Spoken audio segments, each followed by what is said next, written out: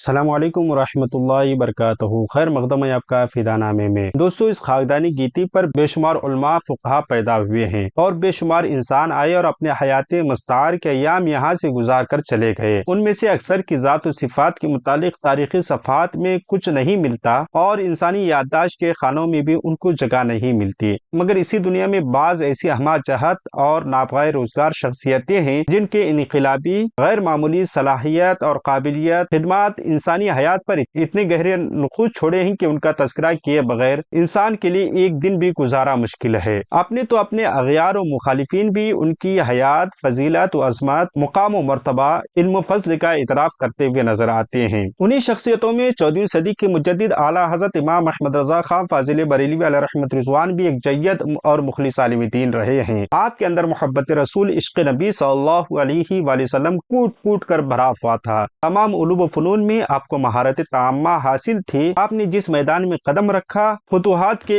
علم نصب کر دیے۔ اعلیٰ حضرت علیہ رحمت رضوان نے فتاوی رضویہ اور عدلۃ المکیہ جیسی ضخیم اور یادگار اور عظیم تصانیف یادگار چھوڑی۔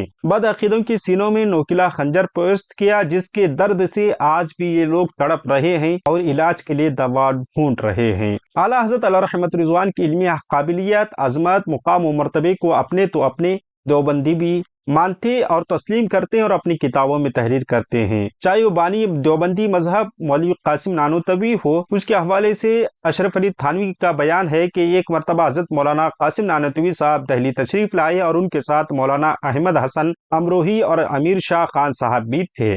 رات کو جب سونے کے لیے لیٹے تو ان دونوں نے اپنی چارپائی ذرا ہٹ کر بچھائی اور باتیں کرنے لگے۔ امیر شاہ صاحب نے مولوی حسن سے کہا کہ صبح کی نماز ایک برج والی مسجد میں جا کر پڑھیں گے، سنا ہے کہ وہاں کے امام صاحب قرآن شریف بہت عمدہ پڑھتے ہیں۔ مولوی حسن نے کہا کہ ارے پٹھان جاہل، ہم اس کے پیچھے نماز پڑھیں گے، وہ تو ہمارے مولوی نانوتوی صاحب کی تکفیر کرتا ہے۔ قاسم نانوتوی نے جب سنا تو اس نے زور سے کہا، مولوی احمد حسن، میں تو سمجھتا تھا کہ تو پڑھ لکھ گیا ہے، مگر تو جاہل ہی رہا، دوسروں کو جاہل کہتا ہے۔ ارے کیا قاسم کے تکفیر سے وہ قابل امامت نہیں رہا؟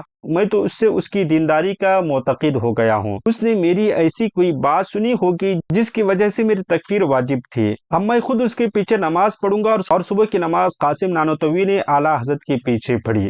حفاظت الیومیہ جلد 4 صفحہ نمبر 394۔ حیات امداد میں مولوی اشرف علی تھانوی لکھتا ہے کہ اگر مجھے مولانا احمد رضا خان علیہ رحمت رضوان کے پیچھے نماز پڑھنے کا موقع ملتا تو میں نماز پڑھ لیتا۔ فتاوی رشیدیہ میں ہے کہ مولوی رشید احمد گنگوئی نے کئی مسائل میں اعلیٰ حضرت علیہ رحمت رضوان کے فتاوی بعینی ہی درج کیے ہیں، آپ کی کئی فتاوی کی تصدیق کی ہے۔ شبیر احمد عثمانی لکھتا ہے کہ مولانا احمد رضا خان علیہ رحمت رضوان کو تکفیر کے جرم میں برا کہنا بہت ہی برا ہے، کیونکہ وہ بڑے عالم دین اور بلند پایہ محقق تھے۔ مولانا احمد رضا خان علیہ رحمت رضوان کی رحلت عالمی اسلام کے لیے ایک بڑا سانحہ ہے جسے نظر انداز نہیں کیا جا سکتا۔ اسی طرح سے سلیمان ندوی لکھتا ہے کہ اس حقر نے مولانا احمد رضا علیہ رحمت رضوان بریلوی کی چند کتابیں دیکھی تو میری آنکھیں خیرہ کی خیرہ رہ گئیں۔ حیران تھا کہ واقعی مولانا بریلوی مرحوم کی ہی ہیں جن کے متعلق کل تک یہ سنا تھا کہ وہ صرف اہل بدعت کے ترجمان ہیں اور صرف چند فروعی مسائل تک محدود ہیں، مگر آج پتہ چلا کہ نہیں، ہرگز نہیں، اہل بدعت کے نقیب نہیں،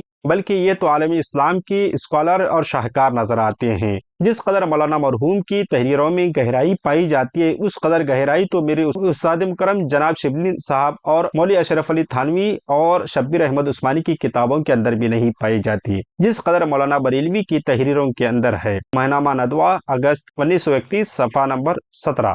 مولوی ابو الحسن ندوی لکھتا ہے کہ فقہ حنفی اور اس کے جزیات پر جوان فاضل بریلوی علیہ رحمت رضوان کو جو عبور حاصل تھا، اس زمانے میں اس کی نظیر نہیں ملتی۔ نزہۃ الخواطر جلد 8 صفحہ نمبر 41۔ ابو العلا مودودی لکھتا ہے کہ مولانا احمد رضا خان صاحب کے علم و فضل کا میرے دل میں بڑا احترام ہے۔ فی الواقع وہ علوم دینیا پر بڑی گہری نظر رکھتے تھے اور ان کی فضیلت کا اعتراف ان لوگوں کو بھی ہے جو ان سے اختلاف رکھتے ہیں۔ اس طرح کے بے شمار تحریریں ہیں جو اعلیٰ حضرت علیہ رحمت رضوان کو مخالفین نے، بد عقیدوں نے بھی خراج عقیدت پیش کیا ہے۔ ہماری دعا ہے کہ اللہ رب العزت ہمیں اعلیٰ حضرت علیہ رحمت رضوان کے مسلک پر قائم و دائم رکھے۔ ملتے ہیں اگلی ویڈیو میں۔ السلام علیکم۔